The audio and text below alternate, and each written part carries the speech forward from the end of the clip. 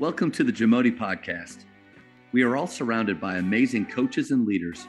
So let's get an inside look at not just what they do, but how they do what they do.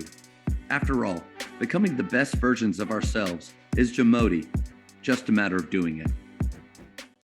What's up, Coach? Are you looking for a way to elevate your off-season skill development? Well, look no further. With the Bology app, you can build a workout with our library or create your own content. Send that workout to your players, and then your players complete the workout by recording their session on their phones.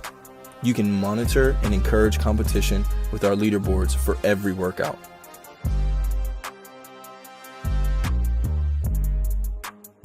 Bology offers player development solutions in the palm of your hands. Get your team started today by going to bology.com for more info.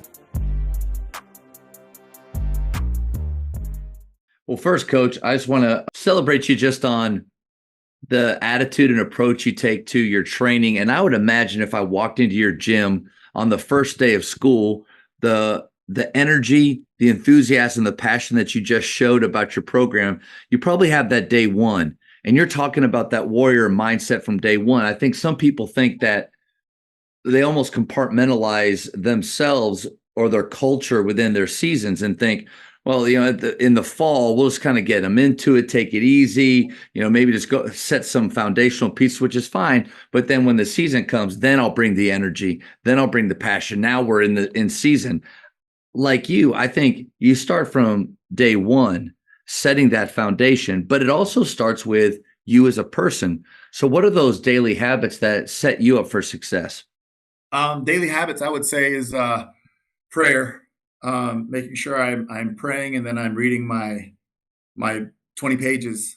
It's one thing I try to do is just make sure I pray, dig into God's word. And when we were growing up, my granddad used to always say, go out there, get outside and get uncomfortable, basically, and beat the sun, greet the sun, and thank God for a brand new day, and that's just their old warrior training, and he spoke in our Crow language, so it's even more powerful. For me, I grew up in the Crow-speaking home, and English was our second language. And hearing those things in our language it meant so much. And so, from about fifth grade, I started running on my own in the morning, and that was just like the warrior training as a kid, And it was like, I'm gonna go beat the sun, I'm gonna greet the sun, and I'm gonna thank God for a brand new day.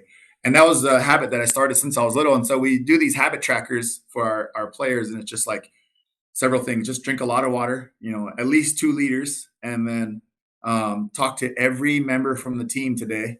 Every member on the team. If it's a high five down the hallway, just hello, how you doing? What's up, bro? How's it going? And eat healthy, and then just your positive affirmations and speak well of yourself. And then the prayer, get uncomfortable, go outside, even if it's blizzarding, go outside, get uncomfortable, and that start your day that way. And I think that's kind of how I try to start mine is get uncomfortable, pray, and read the word, and also read my books, whether it's a classic literature or science fiction or leadership books, John Maxwell stuff, Coach Brown, just read. And I think that's how I try to stay. I always tell my assistant coaches, never show up here on empty.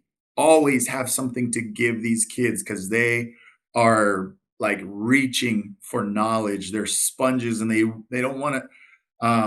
They don't want you on empty. They won't say it, but they'll sense it. So always have something to give them. And that also means make sure you have mentors in your life that are pouring into you, because you're going to empty yourself here. Never hold back, empty yourself, and then go to your mentors and go to prayer and go to God, go to church and go pray, get refilled, but never show up empty, and I think that's one thing we try to make sure. I think we know it's more than coaching players. It's when you systematize your coaching coaches and your coaching community, coaching parents, and how are we talking to officials? Are we tipping when we're on the road? Make sure you tip. I don't care what kind of service you got, represent well, especially if you have a Lodgecraft logo on, give more than 20%. And, we try to just coach the community and all these things. A lot of them, they already get it, but just make sure we give them reminders. But one thing for me is coaching coaches, and I ask them, do you want to coach varsity? They're like, yeah. Okay, so my job, make sure, is to prepare you for those opportunities. So never show up empty. Always read. I'll give you books. I'll give you podcasts. I'll give you, audibles, whatever. Here's some we can all listen to, guys. And I always try to send out in the group coaching link, and making sure we're always filled. And that's one of the main things for me and our coaches in our program. Coach, there's a lot of gold there. I'm writing down some notes so that I could go back through and remember. And the part of I've been doing this podcast for almost 3 years now, which is nuts to think about. Time has flown by. But selfishly, like I get to have these talks with you because I want to learn, what amazing leaders are doing. So it's not just what you do, but how you do what you do. So I'm going to go through some of those, if you don't mind, and kind of probe a little bit deeper. Sure.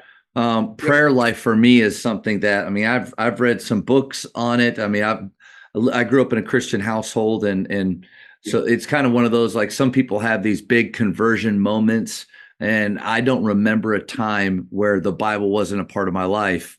Now, not to say that I haven't gone through trials, and because, like all of us, I have, but prayer is something that I understand the importance and sometimes struggle with the execution, which then, unfortunately, man, I think you can kind of look and just, like, how serious do you take your faith if you're not in prayer?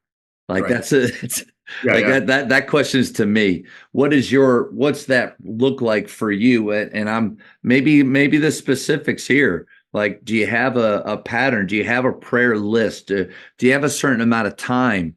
Or are you just open to whatever, however long that goes? Yeah, no, I think it's just talking to God, and I think prayer is as simple as saying, God, this is Josh. I need help, and that's what I tell my players. A lot of times you don't know where to start.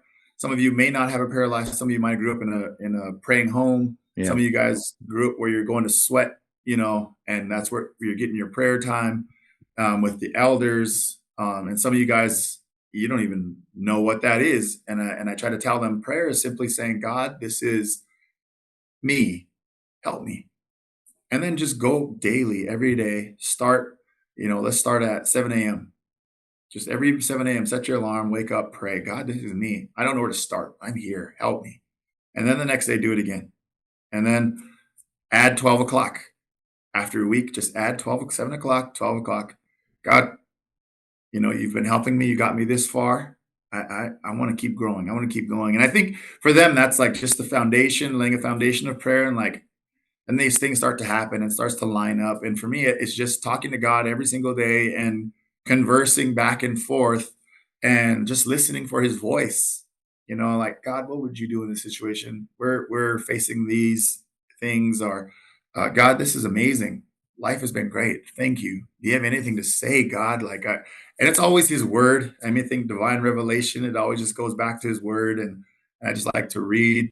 God, I know you're speaking to me. You spoke to me here. You spoke to all of us here with this book, but I know that you still speak, and then I just keep that stuff to myself, and I just try to listen for his voice and what is he leading me to do today? And sometimes I'll end up downtown speaking to somebody out of nowhere, and I think, I don't know how, but here I am with this person, and it's an answer to prayer for them because, the situation they're in. And I just happen to run to them like, okay, God, I don't know how, but I heard you and I'm here. So thank you, God. And I just try to keep that going throughout the day, every single day. And it's making sure I read the word and my prayers based there. And just having that, for me, that same, biblical worldview, and loving God, loving people, and giving up myself to them for him. I love the beat the sun, meet the sun, thank God for a brand new day. I love the mantra, the idea. You mentioned that parents or grandparents that spoke Crow, and that's how you learned it. The Apsaligan language. Yeah. How many? Oh, sorry. Go ahead. No, you can go. How many of your players know that, or is it? Are there still a lot of people in your community that do speak that? From about our age up, there is on down.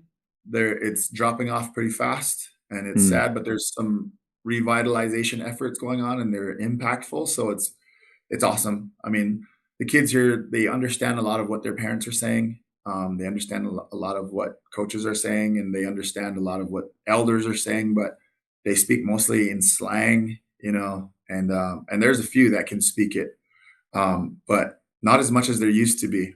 Mm. And I'm thankful that through these efforts, it's growing again, and I feel like they're getting more confident speaking. So yeah, it's a powerful thing though for sure. What time are you getting up every day?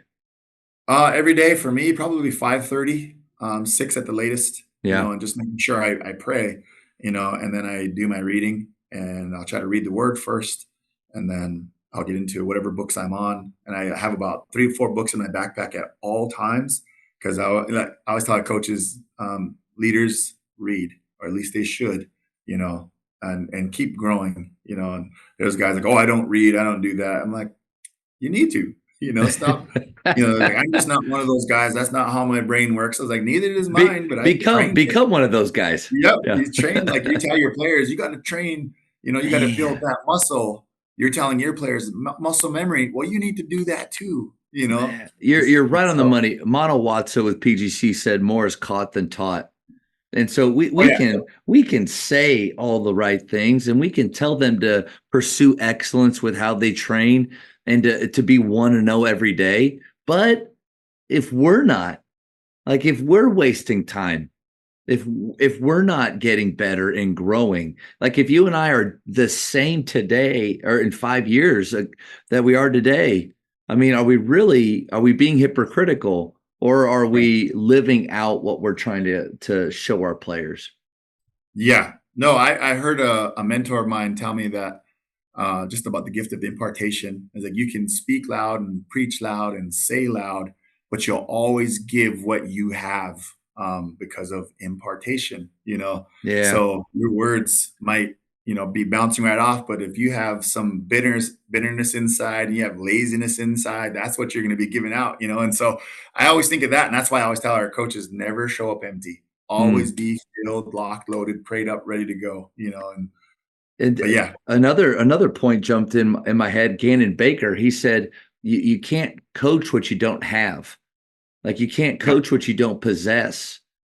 yeah, That growth mindset that we want our players to have, to yep, always be pushing, always getting better.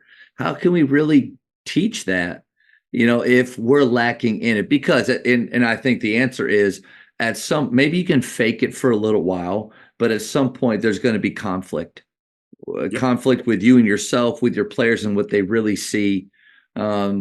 That, yeah. yeah, we have to possess it. And to your point, start today. That's it. Yep. One of the worst things that this generation has ever heard is fake it till you make it. Mm, Fake it till you make it. If you don't know, just show up and fake it till you make it. And they're saying all these things to kids, and these kids are learning how to fake it till they make it. So with our team, from the get go, from the time we got the job, we told them, hey, that is out the door. There will be no faking it here. What we're gonna do is face it till we make it.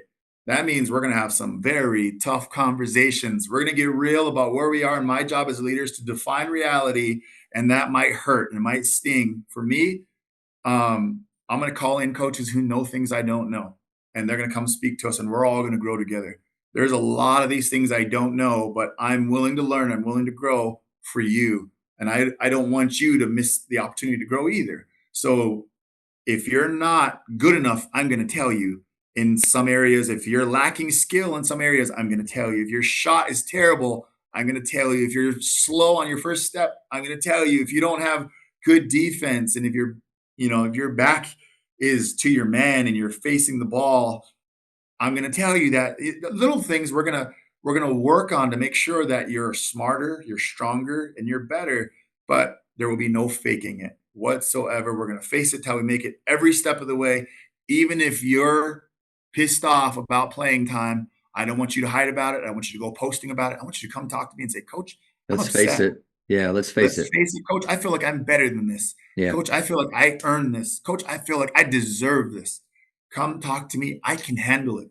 You can bring all your pain and your struggle. Don't worry, I won't blast you. I'm going to absorb all of it the way Jesus did my sin, and I'm going to go nail it to the cross for you. But it can't happen if you don't bring it to me.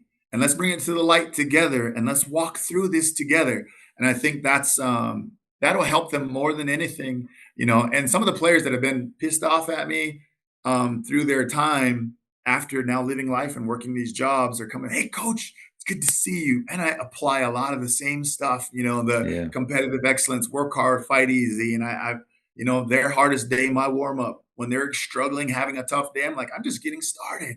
This is easy stuff. And so hearing that later, it's like, it means everything, and it's like that, and you allow them to bring it to the light. And I think that's the best way to do it. And it hurts sometimes. It's like, oh, this conversation, but we got to have it. We cannot sweep it under the rug. We can't throw it in the back burner. We can't fake it. We got to face this thing.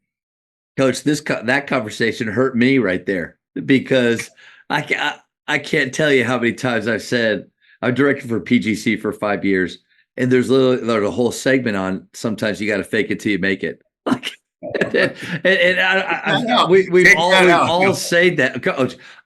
From this day, I will take that out, and I will like that face it. So I don't believe that culture is just a slogan or just a group of words. I think it's 1,000 little things that you do every day, 1,000 conversations, 1,000 ways that we show up. But face it till we make it is going to become a mantra here, another thing that we say. And so if the rest of this conversation just falls off a cliff, which it won't, that was to me huge right there, because you're right on the money, man. And it bugs me, Coach, that after 16, 17 years of doing this, I'm still realizing how I failed players with just things that I've said or done. Maybe because I was told that, I was taught that way, or I think it's just the way that everybody does it. But Coach, you're right on the money. Teaching them to fake it. What a harmful message. Like social media teaches them to fake it already. Right. Their insecurities teaches them to fake it every day when they show up. There has to be somebody in their life or some group where they're allowed to face it. And we talk, I think coaches all understand the value of athletics, but I think that may be a huge part of it. And then as far as transforming our culture, we want to have those honest conversations. And how about creating an environment where, it is okay for us to have conflict with each other. We're not always going to be on the same page with things, but we face it and we do come together and move on. Coach, that'll help them as husbands one day. That'll help them as employees and fathers. Huge. Leaders, business owners. Yeah. Thank you for checking out today's episode. Please take a moment to subscribe to this podcast, share it with your fellow coaches, and find us on social media for what's coming up next on the Jamodi podcast. It's just a matter of doing it.